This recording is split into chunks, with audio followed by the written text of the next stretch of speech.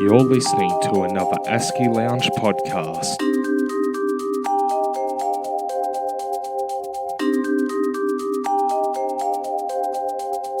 Welcome back to the ASCI Lounge, members. I'm Monique Fenech, Australasian Supply Chain Institute, and joining us on the ASCI Lounge is Ivan Imparato, CEO of ASCI. Welcome, Ivan. Welcome, Monique, and thank you again for having me on the lounge. Yeah, you're welcome. What's new? Lots of stuff, of course. We're gearing up for ASCI 2019 and the preparations are going really, really well, and I'm really looking forward to the next few days in Melbourne next week.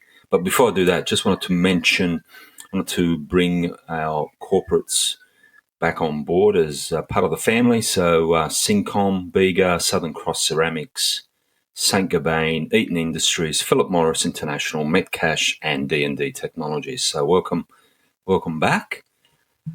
And today I thought I'd touch on a couple of things that I've been thinking about, even as a reflection point, Monique, over the last couple of weeks. I've been reflecting about ASCI 2019, asking myself, how do I see my role contributing to the community in future?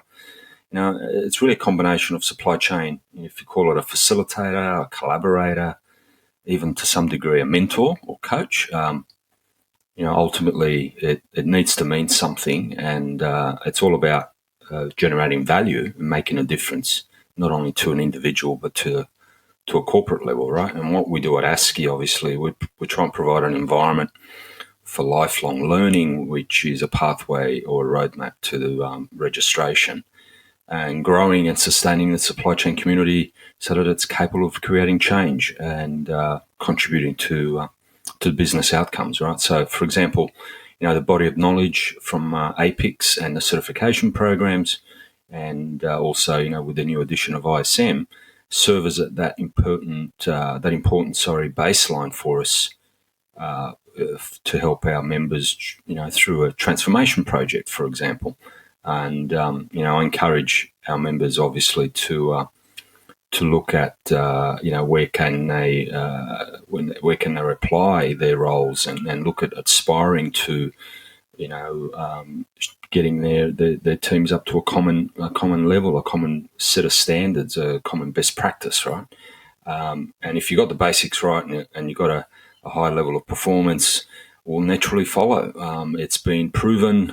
We've had some case studies that I spoke about a month ago. You remember the Ingersoll Rand case? That's right. It's all documented. It's factual, so it does work, and it's all about capability development, coping with this exponential change that we're going through, and the customer's expectation just getting greater and not going away.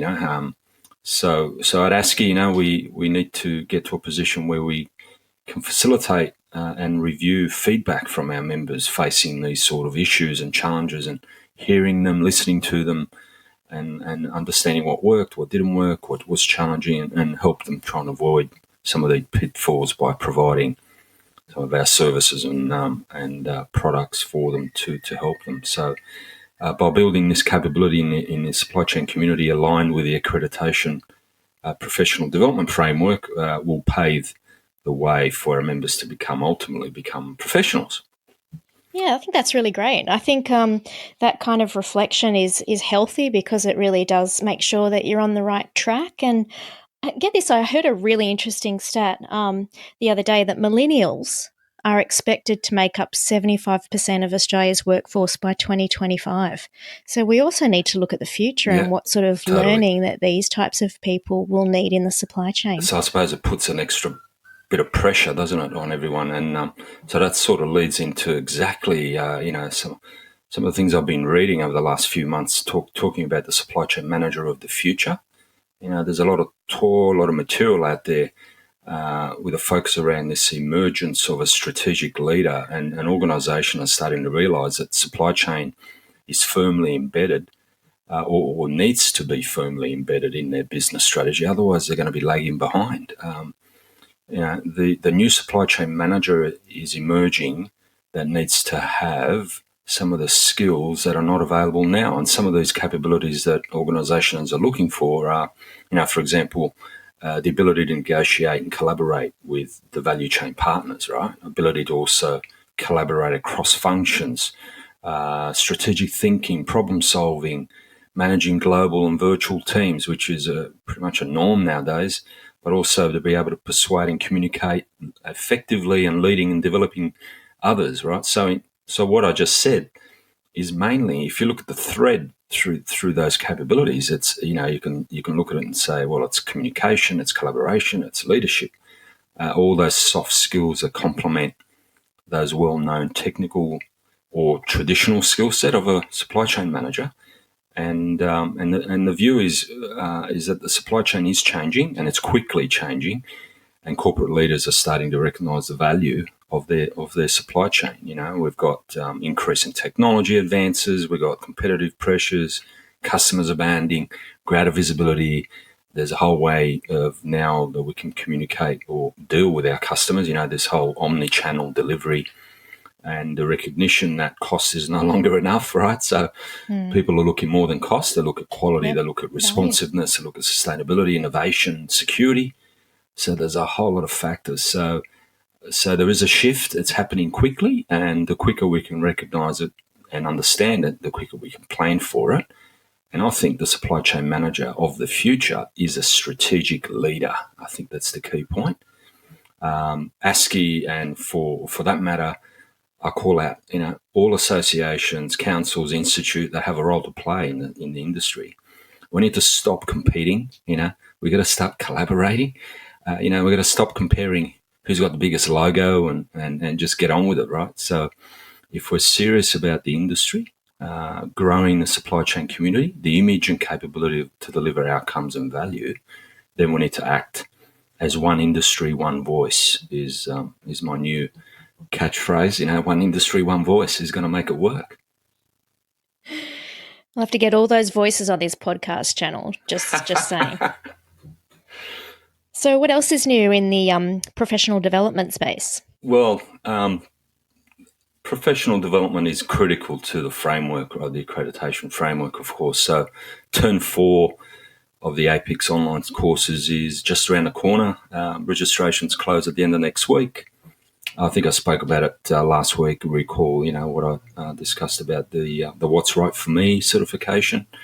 Hopefully that'll clarify some of the questions out there and give people a little bit more focus. The courses commence in October, and they're delivered over weekly 3-hour sessions at night, 7 till 10. That's Sydney time.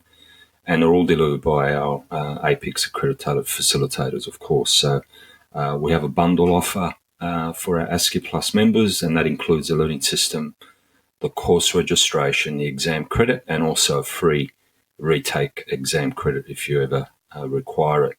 And it applies to the CPI in Part 1 and 2, but also the most popular certification is the CSCP is also available. Prices, CPI in Part 1, 2,175, CPI in Part 2, 2,925, and the CSCP at 4,370.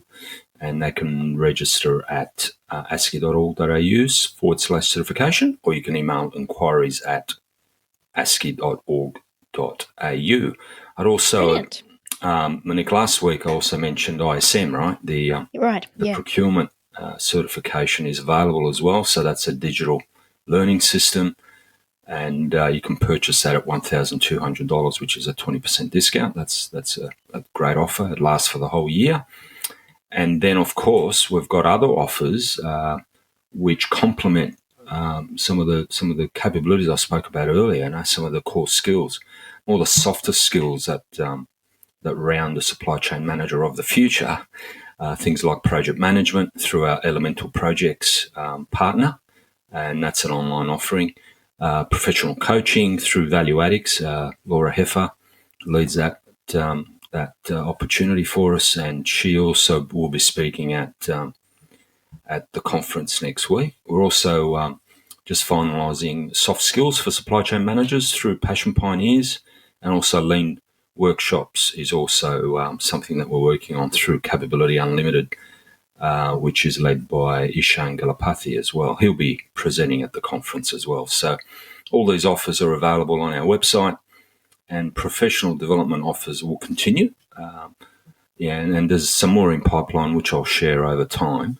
And again, it's all towards a professional registration strategy that we're working through. So professional development is no longer an option; it needs to be mandatory. So that's it for this week, and bring on Great. 2019, the conference of the year, I think. Yeah, so we'll be away from the ASCI Lounge next week, members, but we'll be back the following week, hopefully with a very special guest who will Wow, who's be that? our individual award for Of excellence. course, yes, that's correct. I hope so. Fingers crossed. Yeah, that's right. All right. Thanks for joining us, Ivan. Thank you. And you can still get ASCI 2019 tickets at sales@accolade.co. Look for the description about the conference in this podcast, and we look forward to seeing you all there. Bye for now.